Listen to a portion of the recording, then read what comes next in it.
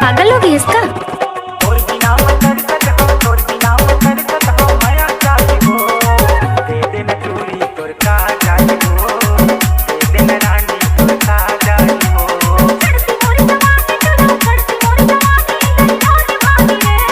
DJ अमीन production.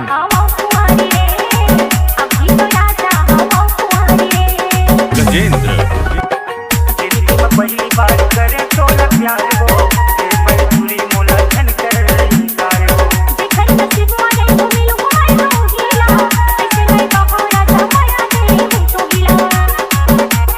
बजाओ रे। पहली बार करे तो प्यार हो पूरी मुलाकात कर रही कार हो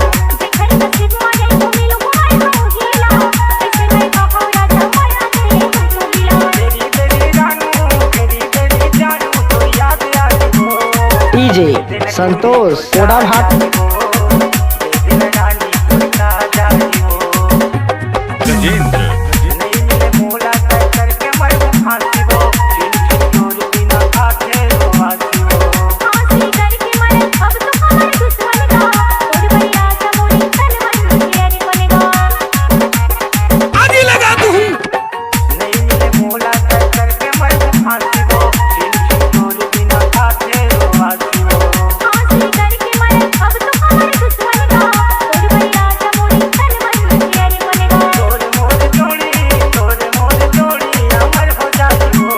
डीजे अमीन प्रोडक्शन।